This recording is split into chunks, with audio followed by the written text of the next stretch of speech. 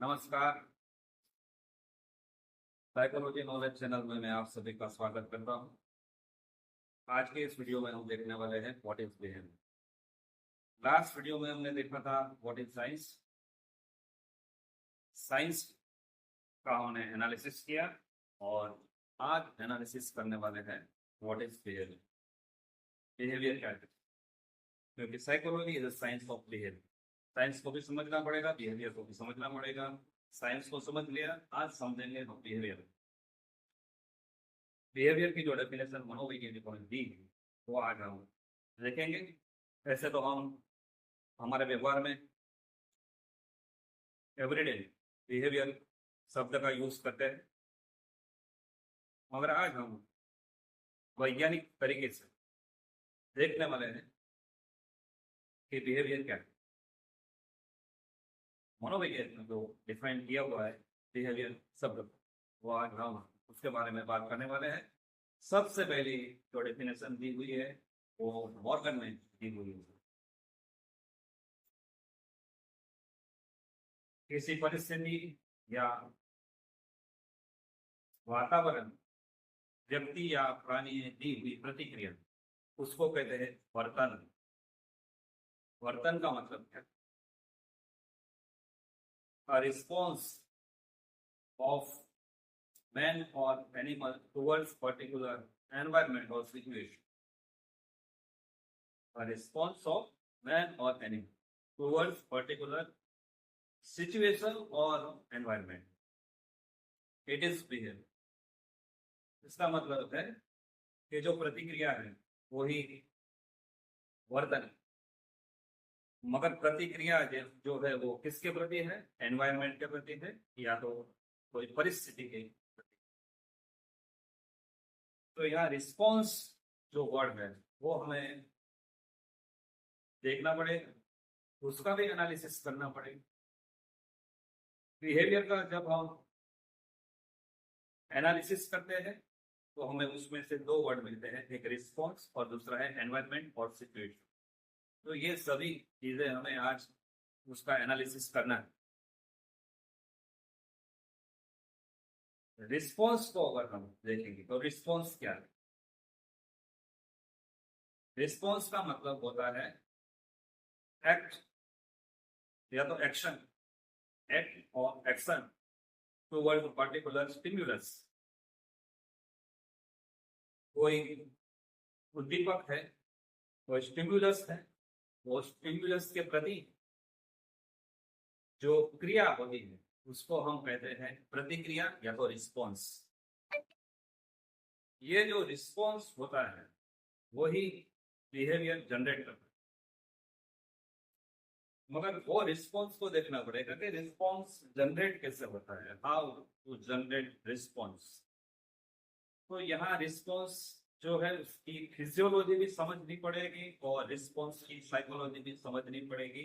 Physiology of response and psychology of response, ये दोनों तरीके से हमें देखना पड़ेगा रिस्पॉन्स को। तो एक बात आई रिस्पॉन्स के definition. Response is a action to stimulus. Stimulus के प्रति हम जो क्रिया करते हैं वही प्रतिक्रिया है। ओके, तो यहाँ स्टिमुलस एंड रिस्पॉन्स दोनों बात आ गई। अभी रिस्पॉन्स जो होता है उसका फिजियोलॉजी क्या है वो हम देखेंगे। Physiology of response, physiology of response. तो फिजियोलॉजी ऑफ रिस्पॉन्स को अगर हम देखें तो how to generate response, response कैसे जनरेट होता है, पैदा कैसा होता है इस। तो इसको जो फिजियोलॉजी है, फिजियोलॉजी ऐसी है कि जो हमारी सेंसेस है, हमारी 5 सेंसेस, आंख है, कान है, नाक है, जीभ है और त्वचा, ये जो 5 सेंसेस है वो सेंसेस है सेंसरी इनपुट। जो है कोई भी स्टिमुलस है, या तो हम उसको देखते हैं या तो हम सुनते हैं या तो उसका गंध का अनुभव करते हैं, टेस्ट का, स्वाद का करते हैं, या तो टेम्परेचर का हम एक्सपीरियंस करते हैं। हार्ड है या सॉफ्ट है वो भी हमें स्किन से पता चलता है। तो ये सेंसेशन है, ये सेंसेस फिजियोलॉजी देख रहे हैं हम, रिस्पॉन्स की फिजियोलॉजी क्या है, तो वो स्टार्ट होता है सेंसेशन। कोई भी विजुअल स्टिमुलस है या तो ऑडिटरी स्टिमुलस है या तो फिर ऑल्फैक्टरी स्टिमुलस जो भी है या तो काइनेस्थेटिक स्टिमुलस है। ये जो स्टिमुलस है उसका हमें सबसे पहले होता है सेंसेशन, यानी हमें उसका संवेदन होता है, वो जो संवेदन होता है, और वो जो सेंसेशन होता है वो उसको हम रिसीव करते हैं और उसका जो नर्व इम्पल्स है ब्रेन तक जाता है और ब्रेन है उसका कमांड देता है, और जो ब्रेन कमांड देता है वही रिस्पॉन्स कहलाता है।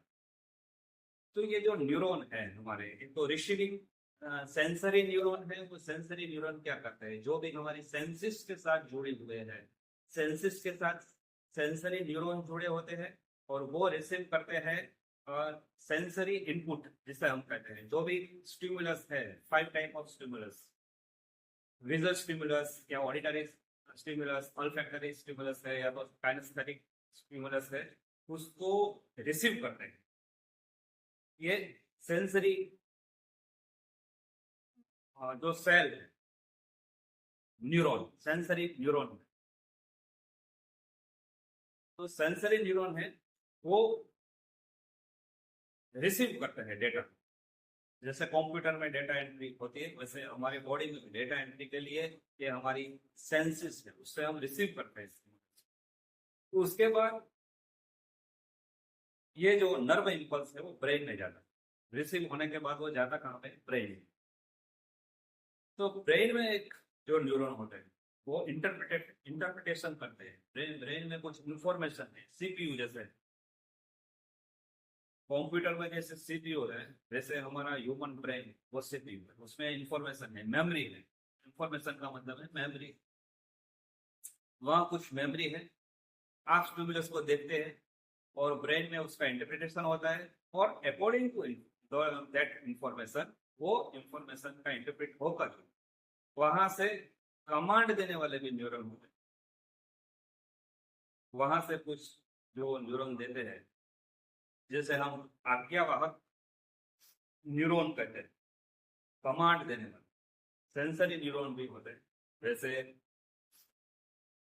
मोटर न्यूरॉन भी होते हैं जो हमें रिस्पॉन्स देते हैं। तो ये रिस्पॉन्स का फिजियोलॉजी है, पहले सेंसेशन हुआ, उसके बाद ब्रेन में इंटरप्रिटेशन हुआ, वहां से कमांड मिला और वो कमांड पूरे शरीर के किसी भी ऑर्गन को मिल सकता है। तो जो रिस्पॉन्स होता है वो हमें पूरी बॉडी से, ये रिस्पॉन्स के लिए पूरी बॉडी है, पूरे शरीर से ये रिस्पॉन्स होता है। रेज योर हैंड, ये वर्बल स्टिमुलस हुआ, किसी ने कहा आपका हाथ ऊंचा करो, ये हमने सुना, ब्रेन में उसका इंटरप्रिटेशन हुआ और कमांड किसको मिला, हाथ को, ये कमांड हमने हाथ ऊंचा किया, हाथ को कमांड में सुना, कान ने कमांड मिला हाथ।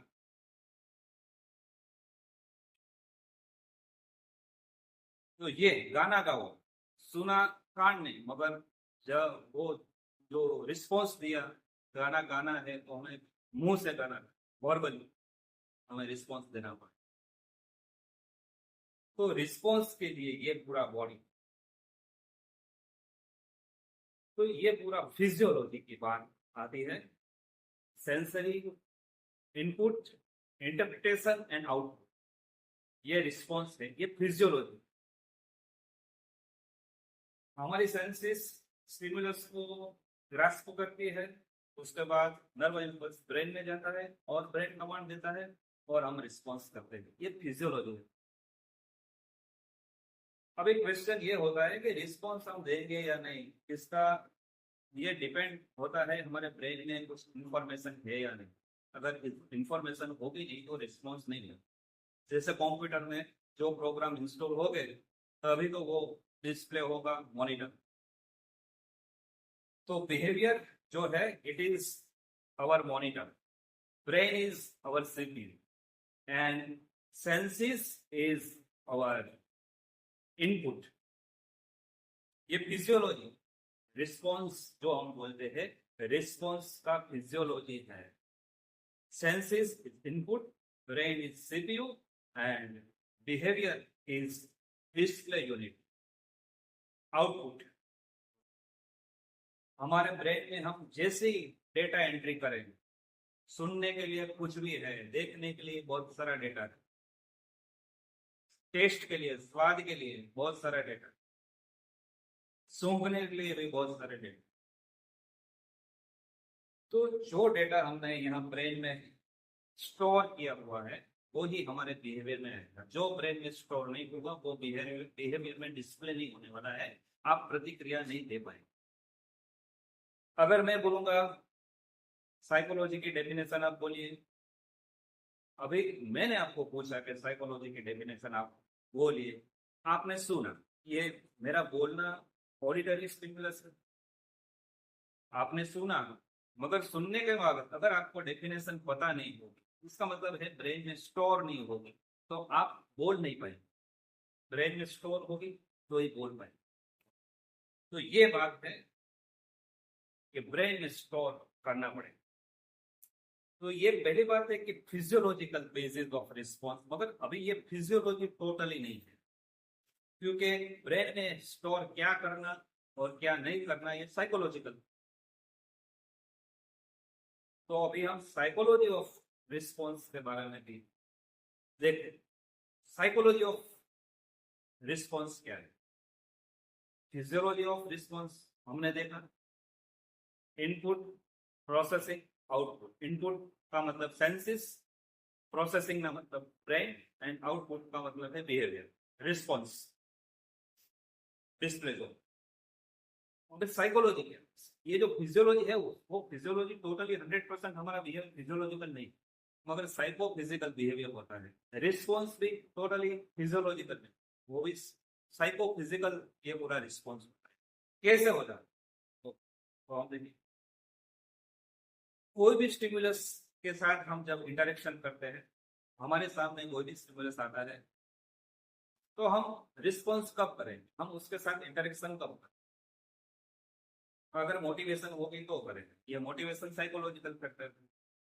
अगर आपका मन नहीं है, आपकी इच्छा नहीं है, आपको पसंद नहीं है वो स्टिमुलस, तो आप उसकी तरफ आपके मूवमेंट नहीं होगी, मोटिवेशन नहीं होगा तो वो स्टार्ट, आपका बिहेवियर स्टार्ट ही नहीं, आप उसके प्रति ध्यान ही नहीं देंगे। तो मोटिवेशन साइकोलॉजिकल फैक्टर है। कोई भी स्टिमुलस आता है तो पहली बात है मोटिवेशन होना चाहिए, तभी आप उसको उसके प्रति ध्यान देंगे। ध्यान कब जाएगा हमारा? Attention, other factor, psychological factor. तो मोटिवेशन एंड अटेंशन दोनों जुड़े हुए। जो चीज हमें अच्छी लगती है, जो हमें पसंद है, उसके प्रति हम ध्यान देते हैं। और जो चीज, चीज का मतलब है स्टिमुलस, यहाँ हम जो चीज शब्द बोलते हैं स्टिमुलस, हम वही स्टिमुलस के प्रति अटेंशन हमारा करते हैं जो हमें पसंद है, जिसके प्रति हमारी मोटिवेशन। तो जिसके प्रति मोटिवेशन है, जो हमें अच्छे लग, जो स्टिमुलस हमें अच्छा लगता है, जिसकी हमें जरूरत है। मोटिवेशन का मतलब है नीड ऑल्सो। तो जिसकी हमें जरूरत है, जिस जो हमें अच्छा लगता है, जो हमें पसंद है, वो जो चीज है मोटिवेशन। ऐसा स्टिमुलस जब हमारे सामने आएगा तभी हम उसके प्रति ध्यान देंगे, और जब हम ध्यान देंगे तभी हमारी जो भी सेंसेस है काम करेगी। तो विदाउट अटेंशन हमारी सेंसेस कुछ नहीं, फिजियोलॉजी स्टार्ट ही नहीं होती। अटेंशन के बिना फिजियोलॉजी स्टार्ट नहीं, जो पूरा शरीर काम करता है वो अटेंशन से ही काम। खाना खा रहे हो मगर अटेंशन नहीं होगा तो स्वाद नहीं आएगा, टेस्ट जो है सेंसेशन, टेस्ट सेंसेशन नहीं। कोई व्यक्ति कुछ बोल रहा है मगर ध्यान नहीं होगा तो सुना ही नहीं देगा। आपके सामने ही कोई व्यक्ति खड़ा है मगर ध्यान नहीं होगा तो वो दिखाई नहीं दे। तो ये जो परसेप्शन का जो फिजियोलॉजिकल बेस जो हमने रिस्पॉन्स जो क्रिएट करता है पूरा की सेंसरी इनपुट, मगर सेंसरी इनपुट होगा कब? जब मोटिवेशन और अटेंशन ये दोनों चीजें, जब मोटिवेशन और अटेंशन होगा तभी। बुक स्टिमुलस है, नोटबुक है या टेक्स्ट बुक, आपके पास टेक्स्ट बुक है मगर वो आप लेंगे कब हाथ में, आप पढ़ेंगे कब? जब आपकी मोटिवेशन, आपको मन होगा, मन होना, इच्छा होना, जरूरत होना, इसको मोटिवेशन कहते हैं। मोटिवेशन का मतलब है मन होना, इच्छा होना, जरूरत होना। ये जब तक मन नहीं होता है, इच्छा नहीं होती, जरूरत नहीं होती है, तब हम वो स्टिमुलस के प्रति ध्यान नहीं देते। अगर भूख नहीं लगती है तो हम कैसा भी हमारे सामने कोई भी फूड होगा तो हम उसके प्रति ध्यान नहीं देंगे। अगर भूख लगी होगी तो हमारा ध्यान नेचुरली जाएगा। तो ये एक बात, मोटिवेशन एंड अटेंशन, ये साइकोलॉजिकल फैक्टर। इसलिए ये जो साइकोलॉजिकल बेसिस ऑफ रिस्पॉन्स की जो बात आती है उसमें मोटिवेशन फर्स्ट है साइकोलॉजिकल, फिर अटेंशन है, और अटेंशन के बाद आता है परसेप्शन। एंट्री तो करते हैं, रिसीव भी करते हैं, मगर ब्रेन में जो इंटरप्रिटेशन की प्रोसेस होती है वो साइकोलॉजिकल है, जो हम उसका अर्थघटन करते हैं, मीनिंग देते हैं स्टिमुलस। क्योंकि हर एक स्टिमुलस हमारे सामने आता है तो कुछ फॉर्म के रूप में आता है, कुछ मीनिंग के साथ आता है। अगर हमारे सामने आया हुआ स्टिमुलस का हमें मीनिंग पता नहीं है तो हमें परसेप्शन होगा नहीं। तो मीनिंग हमें जानना पड़ेगा, उसके लिए प्रयत्न करना पड़ेगा। It is a psychological process. ये प्रयत्न करना, ये जानना जानना या प्रयत्न करना, ये साइकोलॉजिकल। तो मोटिवेशन की बात आई, अटेंशन की बात आई, उसके बाद स्टिमुलस सामने आता है तो हम उसको जानने का प्रयास करते हैं कि ये स्टिमुलस क्या है, उसकी क्वालिटी क्या है, उसकी कैरेक्टरिस्टिक्स क्या है, उसका फंक्शन क्या है, उसका फॉर्म क्या है, उसका आउटलुक क्या है, ये सभी हम देखते हैं कोई भी स्टिमुलस को। और ये सब जानने के बाद हमारी मेमोरी ब्रेन में बनती है। तो ये जो साइकोलॉजिकल फैक्टर है, मोटिवेशन, अटेंशन, अंडरस्टैंडिंग, उसको जानना, समझना, और जब और जानते हैं, समझते हैं, तभी जानना और समझना केवल नहीं होता है, उसका रिवीजन भी करना पड़ता है, उसको रिवाइज करना पड़ता है, तभी वो स्टोर होता है। ऑटोमेटिक स्टोर नहीं होता है, उसका रिपीटेशन, हमें रिवीजन करना पड़ता है। कभी कभी रिपीटेशन करना पड़ता है, कभी कभी रिवीजन करना पड़ता है। ये रिवीजन और रिपीटेशन दोनों साइकोफिजिकल प्रोसेस। रिवीजन में हमारे नर्व इंपल्स है, उसकी स्पीड बढ़ जाती है। जितना जितना रिवीजन हम करते हैं वैसे वैसे नर्व इंपल्स की स्पीड बढ़ती रहेगी। रिवीजन फिजियोलॉजिकल भी है, साइकोलॉजिकल कैसे? साइकोलॉजी का मतलब कि हमें करना पड़ता है। It is not N automatic process. Automatic process नहीं है, रिवीजन ऑटोमेटिक नहीं होता है, हमें करना पड़ता है। जहां कुछ करना पड़ा है, जहां हमें कुछ करना पड़ा, वो साइकोलॉजिकल। तो ये जो मोटिवेशन की बात आई, अटेंशन और अंडरस्टैंडिंग, उसको स्टिमुलस को समझना, मोटिवेशन, स्टिमुलस के प्रति मोटिवेशन होना, इच्छा होना, जरूरत होना, उसमें इंटरेस्ट होना, उसकी जरूरत हमें होना, फिर उसमें हमें ध्यान देना, वो जो स्टिमुलस है, फिर वो स्टिमुलस को समझना, और ये समझ के हम रिस्पॉन्स देते हैं। और जो ये रिस्पॉन्स हम देते हैं वही हमारा स्टिमुलस के प्रति एडजस्टमेंट होता है, वही स्टिमुलस के प्रति हमारा एडजस्टमेंट होता है। तो ये जो है स्टिमुलस हमारे सामने आता है तो हम कैसे रिस्पॉन्स करते हैं, अकॉर्डिंग टू अवर एक्सपीरियंस हम उसका उसके प्रति प्रतिक्रिया करते हैं। और कभी कभी हमारी जो प्रतिक्रिया है, रिस्पॉन्स है, उसके प्रति हमारे सोशल फैक्टर भी इफेक्ट करते हैं, कभी कभी हमारे प्रेजुडिस भी इफेक्ट करते हैं, कभी कभी हमारी मान्यता भी इफेक्ट करती है। जैसे आर्ट्स कॉलेज, ये arts college it is a one stimulus. अभी आर्ट्स कॉलेज के बारे में आप बताइए क्या करना है, आप क्या रिप्लाई करें अकॉर्डिंग टू योर एक्सपीरियंस। अभी ये जो आपने जाना है या तो आपने उसके बारे में कुछ सोचा है, वो कितना साइंटिफिक है या कितना अनसाइंटिफिक है, वो भी हमें इवेल्युएट करना पड़ेगा। आर्ट्स कॉलेज में है तो पढ़ना नहीं है, लेक्चर में जाना नहीं है, बुक लेनी नहीं है, नोटबुक लेनी नहीं है, ये सब जो चीज है ये सब अनसाइंटिफिक। अगर ऐसे इंफॉर्मेशन हम ब्रेन में रखेंगे तो क्या होगा, हमारा जो रिस्पॉन्स है वो स्टिमुलस, कॉलेज के प्रति हमारा, कॉलेज इज स्टिमुलस, पर हमारा रिस्पॉन्स कैसा होगा, हम कॉलेज में नहीं आएंगे, लेक्चर में नहीं आएंगे, पढ़ेंगे, बुक्स रीडिंग नहीं करेंगे। क्यों नहीं किया, क्योंकि हमारी जो गलत सोच, कॉलेज के बारे में गलत सोच जो है, या तो हमारे पेरेंट्स हमें गलत बताते हैं या तो सोसाइटी गलत बताती है आर्ट्स के बारे में, समाज जो है वो कभी कभी गलत बता देता है, आर्ट्स है तो कुछ पढ़ना नहीं। ये जो गलत सोच, क्वेश्चन करना पड़ेगा आपको, किसने बोला कि आर्ट्स में पढ़ना नहीं है, सबसे ज्यादा आर्ट्स में पढ़ना, पूछना पड़ेगा। रेफरेंस दो हमें, किसने बताया है आर्ट्स में पढ़ना नहीं, किस वैज्ञानिक ने कहा है आर्ट्स में नहीं पढ़ा, किसी ने नहीं कहा है। मगर ये सब गलत फहमी, इसको कहते हैं ब्लाइंड बिलीफ, अंधश्रद्धा जैसे घुस गई है कॉलेज के प्रति। कॉलेज इज स्टिम्युलस, मगर अंधश्रद्धा अगर घुस जाए तो हम कॉलेज में पढ़ेंगे, ये अंधश्रद्धा है। अंधश्रद्धा है, वहम है, मान्यता है, प्रेजुडाइज है। कोई व्यक्ति आता है, अगर प्रेजुडाइज आपको उसके प्रति, ये ज्ञाति का है, ये धर्म का है, अगर प्रेजुडाइज आपके मन में होगा तो आपकी जो रिस्पॉन्स होगी वो साइंटिफिक नहीं। हमें विदाउट प्रेजुडाइज पर्सन को देखना पड़ेगा।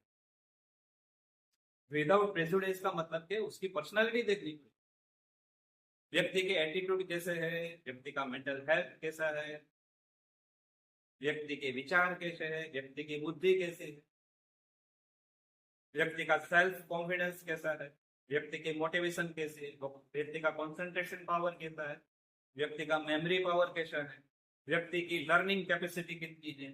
ये सब फैक्टर देखने हैं हमें कोई भी व्यक्ति के साथ जब इंटरेक्शन करते हैं तो।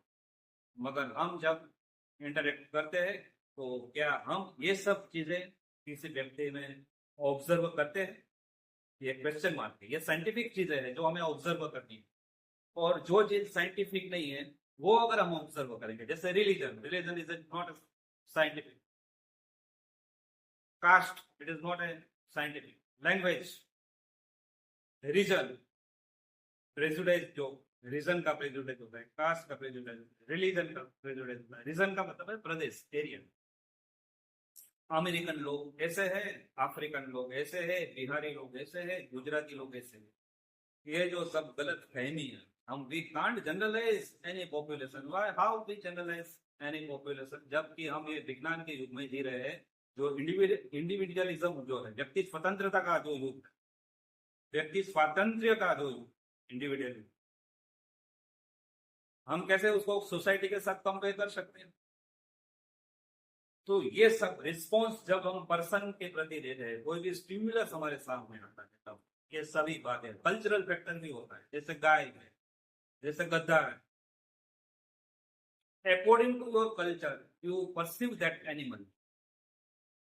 वैज्ञानिक के लिए तो वो एनिमल है, जूलॉजी का जो साइंटिस्ट है उसके लिए गाय और गधे में कुछ डिफरेंस नहीं है, दोनों एनिमल है, वो आपको एनालिसिस कर देगा पूरा। मगर जो रिलीजियस एंड कल्चरल जो बात है वो हमें डिफरेंस पैदा कर देती है, एनिमल में भी डिफरेंस पैदा करती है, ह्यूमन बीइंग्स में भी डिफरेंस पैदा करती है। तो ये सभी बातें जो मान्यता है, गलत फहमी है, प्रेजुडाइज है, वो सब निकालनी पड़ेगी, तभी तो हम रिस्पॉन्स, जो बात स्टिमुलस हमारे सामने आता है तो हमारा जो रिस्पॉन्स है वो प्रेजुडाइज या तो गलत फहमी, अंधश्रद्धा, वहम, या तो गलत मान्यताएं, उससे भरा हुआ नहीं है ना हमारा रिस्पॉन्स, वो हमें देखना पड़ता। ऐसी हैबिट डेवलप करनी चाहिए कि हम साइंटिफिक ऑब्जर्वेशन करें। अगर हम किसी भी व्यक्ति के साथ, हमारी इंटरेक्शन हेल्दी होनी चाहिए, हेल्दी होती है, ये अमेरिकन हो या चाइनीज हो या जापानी हो, healthy interaction, by we do not interact healthy हम क्यों हेल्दी रूप से इंटरेक्ट नहीं हो रहे किसी के साथ, कोई भी एरिया का हो, कोई भी कास्ट का हो, या तो कोई भी रिलीजन, क्यों नहीं हो रहे? कौन सा बैरियर आ रहा है? अदर रिलीजन के साथ हमारी इंटरेक्शन कैसी है, और अगर हम उसके साथ इंटरेक्शन क्यों नहीं बना पा रहे? कौन सा बैरियर आ रहा है? साइंटिस्ट, जो भी साइंटिस्ट है उनको तो कोई बैरियर नहीं आ रहा। तो ये सब चीजें रिस्पॉन्स में आती है। व्यक्ति के साथ हमारा व्यक्ति भी स्टिमुलस है, वस्तु भी स्टिमुलस है, सभी चीजें स्टिमुलस। ये स्टिमुलस के प्रति हमारा जो एक्शन है, हमारी जो प्रतिक्रिया है, और वो भी हम जैसे भी जहां भी जाते हैं वहां एनवायरमेंट, जो मॉर्गन ने कहा कि एनवायरमेंट का मतलब स्टिमुलस ही होता है। Environment, it is a stimulus only. तो जहां भी जाते हैं वहां एनवायरमेंट के प्रति हम कैसे एडजस्ट होते हैं, वो एडजस्टमेंट है।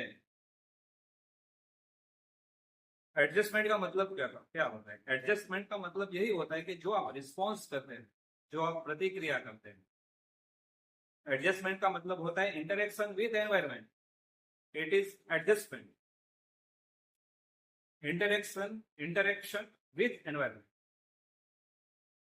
हमारी इंटरेक्शन कैसी एनवायरमेंट के साथ? जैसे कॉलेज के साथ हमारी इंटरेक्शन कैसी है? हम कैसी पढ़ाई करते हैं, कितने लेक्चर हम अटेंड करते हैं, कितनी बुक्स हम पढ़ते हैं, और हमारी कंपनी कैसी है? बड़े पढ़ने वाले लोगों के साथ हमारे फ्रेंड है, या ऐसे ही फालतू फ्रेंड हमने बना रखा? हमारा सर्कल कैसा? तो ये सब चीजें होती है। एनवायरमेंट है, मगर एनवायरमेंट के साथ इंटरेक्शन कैसा? अगर इंटरेक्शन जो इफेक्टिव होगी, इफेक्टिव इंटरेक्शन होगी, वो हमें सफल बनाएगी। इफेक्टिव एफर्ट, कॉलमैन ने कहा हुआ है इफेक्टिव एफर्ट। कॉलमैन ने जो डेफिनेशन दी हुई है एडजस्टमेंट, जो उसमें इफेक्टिव एफर्ट का बात, असरकारक प्रयत्न, केवल प्रयत्न नहीं है मगर इफेक्टिव एफर्ट। तो ये response, only types of response. तो बिहेवियर को जब हम डिफाइन करते हैं तो ये रिस्पॉन्स जो है उसको ये बिहेवियर में हर एक चीज आती है। कोई भी बात ऐसे नहीं है कि जो बिहेवियर में नहीं आती। वर्बल बिहेवियर भी है, नॉन वर्बल बिहेवियर भी है, एक्सप्रेस बिहेवियर भी है, नॉन एक्सप्रेस बिहेवियर भी है। आप बोलते हो वो भी बिहेवियर है, आप चुप रहते हो वो भी बिहेवियर है, आप कॉलेज में आते हो वो भी बिहेवियर है, आप कॉलेज में नहीं आते वो भी बिहेवियर, आप सो जाते हो वो भी बिहेवियर है, और आप जागते हो वो भी बिहेवियर। सभी चीजें बिहेवियर में। तो ये बिहेवियर जिसमें हर एक कुछ चीज इंक्लूड है, मगर जो पर्सनालिटी डेवलपमेंट है वो हमारे रिस्पॉन्स, अकॉर्डिंग टू रिस्पॉन्स हमारा पर्सनालिटी डेवलपमेंट होगा। क्योंकि जो भी सिचुएशन आएगी, जो भी परिस्थिति आएगी, वो परिस्थिति के साथ हम कैसे एडजस्ट होते हैं, हम उसका रिस्पॉन्स कैसे करते हैं। जो रिस्पॉन्स हमारा अच्छा होगा तो उसका मतलब है कि वो चीज हमारी पर्सनालिटी में आएगी। बुक के साथ कैसे हम इंटरेक्शन करते हैं?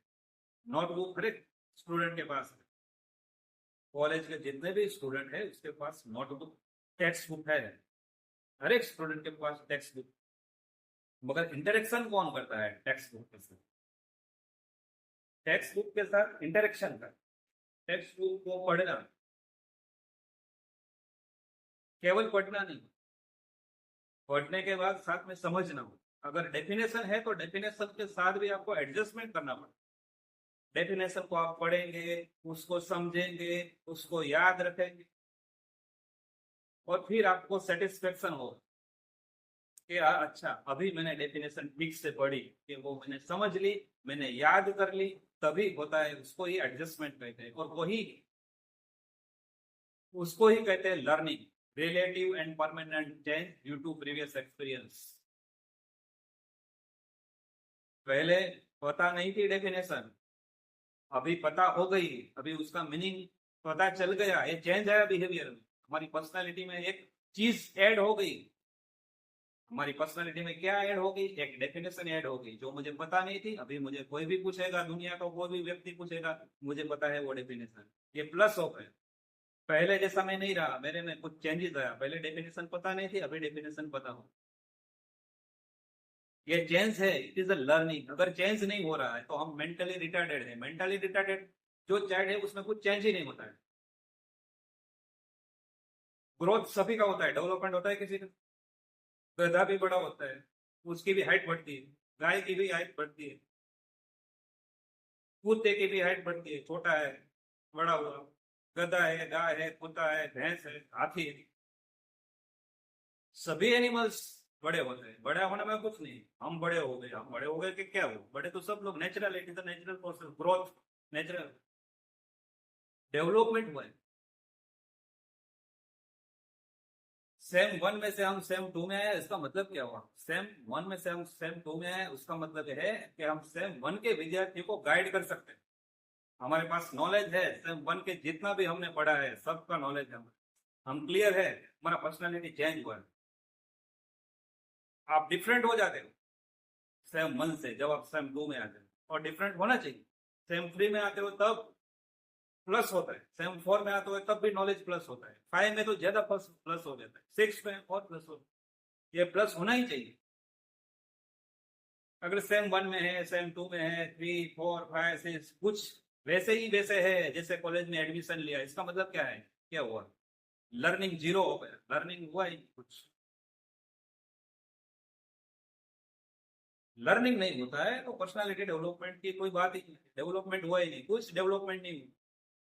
केवल हमने टाइम पास किया, हमारा बिहेवियर कैसा रहा? Waste of time, waste of energy and waste of money. ये तीन चीजें हमने बर्बाद की हमारे बिहेवियर से, हमारे रिस्पॉन्स। तो ये बिहेवियर की जब बात आती है तो फिजियोलॉजिकल होता है, साइकोलॉजिकल होता है, वर्बल होता है, non verbal, express, unexpressed behaviour होता है। और जो भी एनवायरनमेंट है उसके प्रति जो हम इंटरेक्शन करते हैं, एनवायरनमेंट के प्रति जो इंटरेक्शन होती है वो एडजस्टमेंट। और वो एडजस्टमेंट हर एक स्टिमुलस के साथ हमारा कैसा है, कॉलेज के प्रति हमारा एडजस्टमेंट कैसा है, 3 साल में हमने कैसा एडजस्टमेंट। कॉलेज के साथ एडजस्टमेंट का मतलब है जितना भी पेपर्स आते हैं, जितने भी थियरी के पेपर है, जितने भी जो भी पेपर आ रहे हैं, तो उसमें हमारी कॉन्सेप्ट क्लैरिटी कैसी है, हम अपने सब्जेक्ट को कितना जस्टिफाई करते हैं। हमें सोचना पड़ेगा सब्जेक्ट को कितना जस्टिफाई किया अगर हम कॉलेज कर रहे हैं। इकोनॉमिक्स के अगर ग्रेजुएट है, अगर हम इकोनॉमिक्स के ग्रेजुएट है तो हम इंटरनेशनल लेवल पे इकोनॉमिक्स के बारे में सोच सकते हैं।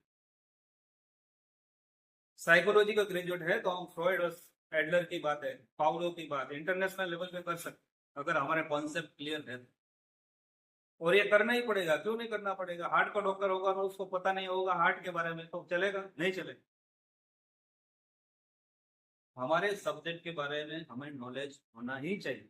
We must know our subject. Expectation है, हमारी हमारी एक्सपेक्टेशन है, सोसाइटी को एक्सपेक्टेशन है। साइकोलॉजी पढ़ा हुआ है, इकोनॉमिक्स पढ़ा हुआ है, हिस्ट्री पढ़ा हुआ है, सोसाइटी को आपसे कुछ एक्सपेक्टेशन है। तो लर्निंग है वो केवल अपने लिए नहीं है, खुद के लिए भी है, अपने बच्चों के लिए भी है। हम नहीं पढ़ेंगे तो हमारे बच्चों को कैसे कहेंगे कि हम खुद ही अगर नहीं पढ़ेंगे तो हम नेक्स्ट जनरेशन को कैसे कह पाएंगे आप पढ़ो? वो कहेंगे कि आप कभी कॉलेज गए हो, आप तो पढ़ते नहीं थे, अभी हमें पढ़ने को बोल रहे हो। तो ये सब चीजें आती है, बिहेवियर बहुत बड़ी चीज है। इसको it is not an easy as we think, इतना सिंपल नहीं है जितना हम सोच रहे हैं, बहुत उसके साथ बहुत सारा फैक्टर होता है।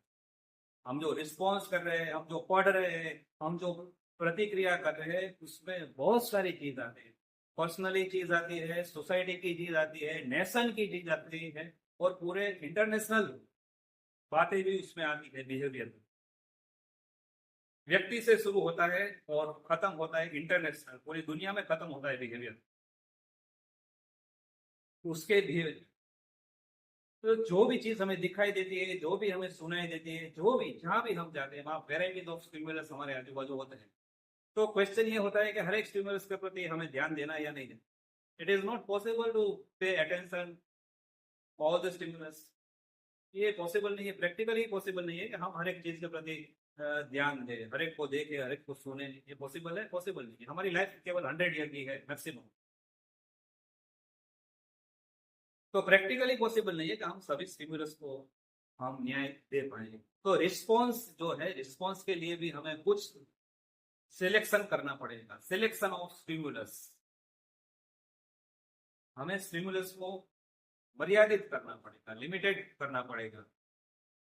और ये स्टिमुलस लिमिटेड कब होगा? गोल आएगा तब। लाइफ में जब गोल आएगा तो स्टिमुलस ऑटोमेटिक लिमिटेड होते हैं। आप प्रायोरिटी देंगे, जो चीज आपके गोल रिलेटेड होगी वो स्टिमुलस आपके लाइफ में बहुत इंपॉर्टेंट है। और जो गोल के अलावा, गोल के सिवा जो स्टिमुलस है वो आपके लिए इंपॉर्टेंट नहीं है। गोल रिलेटेड जो स्टिमुलस है वो आपके लिए इंपॉर्टेंट है, और वो रिलेटेड जो स्टिमुलस नहीं है वो इंपॉर्टेंट नहीं। अगर किसी को क्रिकेटर बनना है तो क्रिकेट रिलेटेड जो भी स्टिमुलस है, उसका बैट है, बॉल है, ग्राउंड है, क्रिकेट के न्यूज है, क्रिकेट की डिस्कशन है, वही वो सुनेगा, देखेगा, तभी तो वो क्रिकेटर बन पाए। जिसको डांसर बनना है वो डांस के रिलेटेड जो भी न्यूज है, डिस्कशन है, बातें है, पढ़ना है, लिखना है डांस के बारे में, तभी तो वो अच्छा डांसर बन पाए। उसके लिए वही स्टिमुलस इंपॉर्टेंस है। एक किसान के लिए खेती, वही स्टिमुलस उसके लिए इंपॉर्टेंट है। तो ये चीजें होती है। जब पर्टिकुलर गोल आता है तो हमारे जो स्टिमुलस है उसमें सिलेक्शन आता है। सभी जगह हम ध्यान नहीं देंगे। अगर सभी जगह हम ध्यान देंगे तो हम कहीं के नहीं रहेंगे। सभी जगह ध्यान देने से कहीं के नहीं रहते हैं। हमें गोल डिसाइड करना पड़ता है, क्या करना है और कैसे स्टिमुलस पे ध्यान देना। क्योंकि दुनिया तो न्यूमरस, इन्फिनिट स्टिमुलस से भरी हुई है। ये पूरी दुनिया में इन्फिनिट स्टिमुलस, जिसे हम देख ही नहीं पाएंगे कितना भी प्रयत्न करेंगे, क्योंकि वो पॉसिबल नहीं है, प्रैक्टिकली पॉसिबल। इसलिए हमें सिलेक्शन करना पड़ेगा। उसके कहते हैं स्पेशलाइजेशन। इसलिए स्पेशलाइजेशन है। सभी सब्जेक्ट को, पूरा सब्जेक्ट को तो हम पूरी लाइफ में नहीं जस्टिफाई कर पाएंगे। फिर क्या हुआ? स्पेशलाइज हो जाओ, आप एक्सपर्ट बन जाओ कोई एक एरिया में। स्पेशलाइजेशन होना, कोई एक एरिया में आगे बढ़ना। मल्टीपल इंटेलिजेंस की जो थियरी है गार्डन ने दी, गार्डनर ने जो दी मल्टीपल इंटेलिजेंस की, जो आपका एरिया आपको अच्छा लगे, आप जिसमें एक्सपर्ट हो, जिसमें आपकी कैपेबिलिटी है, वो एरिया में आप आगे बढ़ो। वही स्टिमुलस आपके लिए इंपॉर्टेंट है। जो आप में कैपेसिटी है, कैपेसिटी रिलेटेड इंपॉर्टेंट जो स्टिमुलस है वो आपके लिए इंपॉर्टेंट। जिसका फिजिकल फिटनेस बहुत ज्यादा अच्छा है वो डिफेंस में जाओ, डिफेंस रिलेटेड जो स्टिमुलस है वो उसके लिए इंपॉर्टेंट। किसी को गाना अच्छा गा सकता है तो उसको सिंगिंग रिलेटेड जो भी स्टिमुलस है वो उसको इम्पोर्टेंट।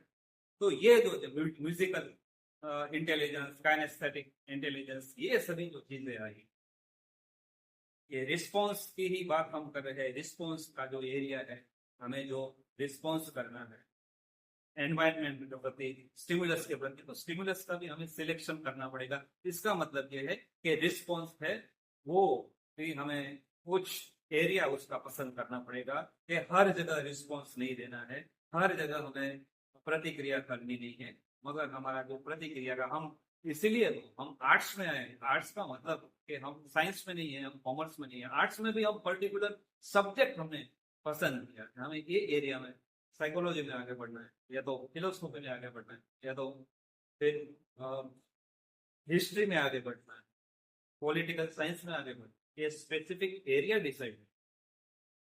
और ये स्पेसिफिक एरिया जब डिसाइड होता है तो वो सब्जेक्ट के रिलेटेड जो भी स्टिमुलस है उसमें हमें ध्यान देना चाहिए, उसको सुनना चाहिए, उसके बारे में बातें करनी चाहिए, डिस्कशन करना चाहिए, उसको पढ़ना चाहिए, रीडिंग करना चाहिए, इंटरनेट में सर्च करना चाहिए उसके बारे में।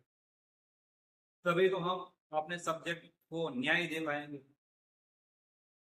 तो ये रिस्पॉन्स का मतलब ये तो बहुत, ये बिहेवियर जो है बहुत बड़ा ये टॉपिक है। और जितना भी इसकी हम डिस्कशन करें ये खत्म नहीं होने वाली डिस्कशन, क्योंकि ये पर्सनालिटी डेवलपमेंट के साथ पूरी जुड़ी हुई।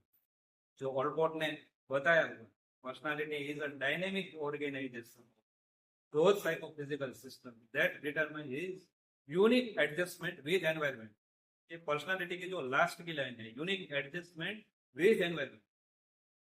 कैसा एडजस्टमेंट है? Unique adjustment. कॉलेज तो सभी लोग करते हैं, मगर ऐसे कॉलेज करो रिकॉर्ड ब्रेक, आप बोल सको ऐसी कॉलेज हम नहीं।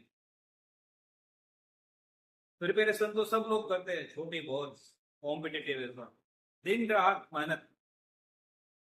ऐसी प्रिपरेशन करो कि दुनिया में किसी ने ना की।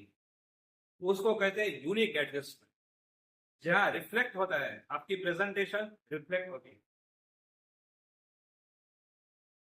उसको ये कहते हैं यूनिक एडजस्टमेंट।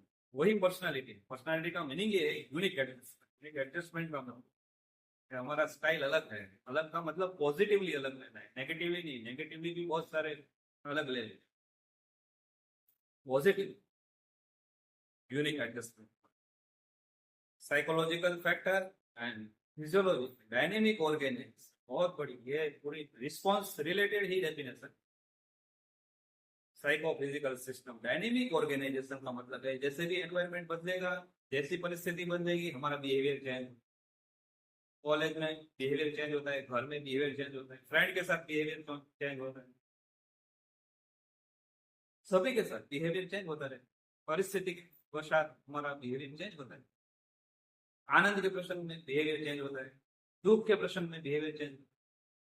तो dynamic organisation, psychological and physical system. अभी हम पर्सनालिटी की बात नहीं करेंगे, पर ये बिहेवियर के रिलेटेड है, इसलिए मैं बात की कि रिस्पॉन्स के अंदर ये एडजस्टमेंट आ जाता है। और एडजस्टमेंट आता होता है, एडजस्टमेंट जब आता है तब एडजस्टमेंट का मतलब पर्सनालिटी का पूरा आधार, पर्सनालिटी का पूरा बेस क्या है? एडजस्टमेंट। और एडजस्टमेंट क्या है? स्टिमुलस के साथ जो आप इंटरेक्शन करते हो उसको एडजस्टमेंट। तो ये बिहेवियर जो वर्ड है उसको हमने एनालिसिस या अलग अलग तरीके से एनालिसिस करने की आज हमने कोशिश की है। और ये बिहेवियर, इसके बारे में हम बहुत डिस्कशन कर सकते हैं, मगर यहाँ अभी इस टॉपिक को हम यहाँ पूरा करते हैं। और आपने इस वीडियो को देखा, सुना, और इसके लिए आप सभी का धन्यवाद। और मैं आपसे भी आज्ञा लेता हूँ। नमस्कार।